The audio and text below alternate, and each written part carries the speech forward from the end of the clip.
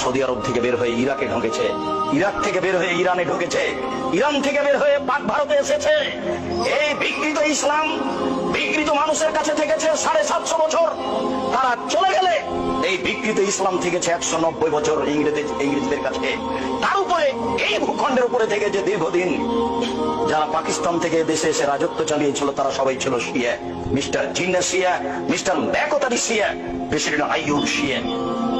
তাদের হাতে দিন ধর্ম থেকেছে, ক্ষমতা তাদের হাতে থেকেছে।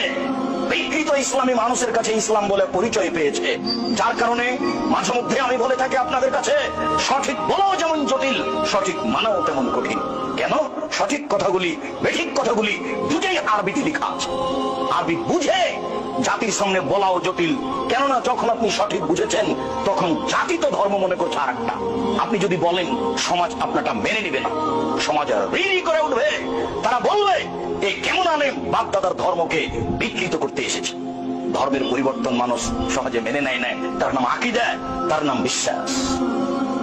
মুহাম্মদ সাল্লাল্লাহু আলাইহি সাল্লাম আত্মীয় স্বজনের মাঝে বলেছিলেন, বাপ দাদা আত্মীয় স্বজন চাচা চাচি দেশবাসী খালা ফুফু সবাই জেনেছিল পৃথিবীতে সবচেয়ে ভদ্র নম্র সুন্দর মানুষ হচ্ছেন মুহাম্মদ সাল্লাল্লাহু আলাইহি সাল্লাম।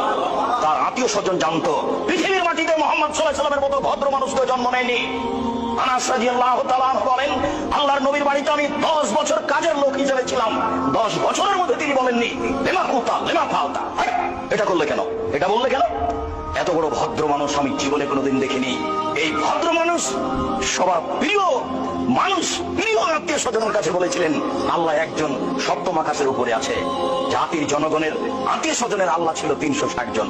আল্লাহ যদি ছেড়ে দিতে বলেন তাহলে মানুষ মেনে নেয় কি করবে? তাই তো মানুষ বলেছিল এ কি যেমন তেমন আশ্চর্য, এ কি যেমন তেমন পথ, আল্লাহুস সামাদ। আরে অন্তত কেউ তো 3 জন মাবুদ মানে, এ বলছে 3 জনও নয়, মাত্র একজন সপ্তম আকাশের উপরে থাকে। কেমনে মারা যায়? একে হত্যা করতে হবে, নেহাত না হয় দেশ থেকে তাড়িয়ে দিতে হবে, নইলে জেলখানায় বন্দি করতে হবে, তিনটের যে কোনো একটা করতে হবে। এটাই তাদের সিদ্ধান্ত। এত বড় ভদ্র নম্র মানুষের উপরে হক বলাও যেমন জটিল, হক মানাও তেমন কঠিন। আবু হুরায়রা রাদিয়াল্লাহু তাআলা আনহু বলেন, রাসূল সাল্লাল্লাহু আলাইহি ওয়াসাল্লাম বলেছেন, ইয়াতি আলান নাসে জামানুন লা ইউবালিন নাস মা খাজা মিনহু আমিনাল হালাল আমিনাল হারাম। মানুষের উপরে অচিরে একটা সময় চলে আসছে যে সময়ে মানুষ পয়সা উপার্জন করবে কিন্তু বিবেচনা করতে পারবে না বা করবে না এটা বৈধ না অবৈধ। সেই সময় এখন মানুষ পয়সা উপার্জন করছে কিন্তু বিবেচনা করতে পারছে না বা করার চেষ্টা করছে না, এটা বৈধ না। আরো জটিল হচ্ছে, আব্দুল্লাহ ইবনে আমর রাদিয়াল্লাহু তাআলা আনহু বলেন, রাসূল সাল্লাল্লাহু আলাইহি ওয়াসাল্লাম বলেছেন, ওয়াল্লাহি লাল ফাকরা আখশা আলাইকুম। আমার উম্মত, আল্লাহর কসম আমি মুহাম্মদ সাল্লাল্লাহু আলাইহি সাল্লাম তোমরা দরিদ্র ফকির হয়ে যাবে এই ভয় আমি করি না। উনি এই ভয় করবেনই বা কেন? দিন যত যাবে মানুষের টাকা পয়সা তত বেশি হবে, এ কথাই ঠিক। মরুভূমিতে শস্য গজাবে, এ কথাই ঠিক। তাই তো মাঝে মধ্যে আপনাকে বলেছি মানুষের অর্থ সম্পদ এত বেশি হবে, একটা গাভীর দুধ খাবে একটা গ্রাম, আর একটা ডালিম খাবে একটা বংশ। অর্থ সম্পদ কত বেশি হতে পারে। আমার উম্মত দরিদ্র হবে ভয় আমি করি না। আল্লাহে আল্লাহর কসম লাল ফাকরা আখশা আলাইকুম, তোমরা দরিদ্র হয়ে যাবে এ ভয় আমি করি না। ওয়ালাকিন আখশা আলাইকুম আন তুসাতা আলাইকুম দুনিয়া কামা বাসাতাত মান কানা ক্বাবলাকুম। পৃথিবী তোমাদের সামনে তুলে ধরা হবে, দেখবে শুধু প্রযুক্তি আর প্রযুক্তি, টাকা টাকা। তোমাদের সামনে পৃথিবীকে এইভাবে তুলে ধরা হবে, তোমরা দেখতে পাবা শুধু টাকা আর টাকা, প্রযুক্তি আর প্রযুক্তি, পয়সা আর পয়সা। টানা ফাসুহা, পয়সা উপার্জন করতে প্রতিযোগিতায় নেমে যাবা, কে কত পয়সা উপার্জন করতে পারে। কামা টানা ফাসুমান কানা কাবলাকুম, তোমাদের পূর্বের লোকেরা যেমন পয়সা উপার্জন করার জন্য প্রতিযোগিতায় নেমে গেছিল, তোমরাও নেমে যাবা। তাহলে কখন এই পৃথিবী তোমাদেরকে ধ্বংস করে দিবে, কামা আলাকাতহুম, যেমন পূর্বের লোককে পৃথিবী ধ্বংস করেছে। এটা আমার ভয়, দরিদ্র হয়ে যাবা এই ভয় আমার নেই।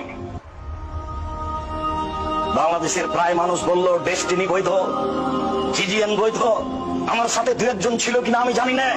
আমি জোরালো কণ্ঠায় জাতির সামনে কণ্ঠে বলতে দেখেছি ডেস্টিনি চিরদিনের জন্য হারাম, ডেস্টিনি কখনো বৈধ হতে পারে না।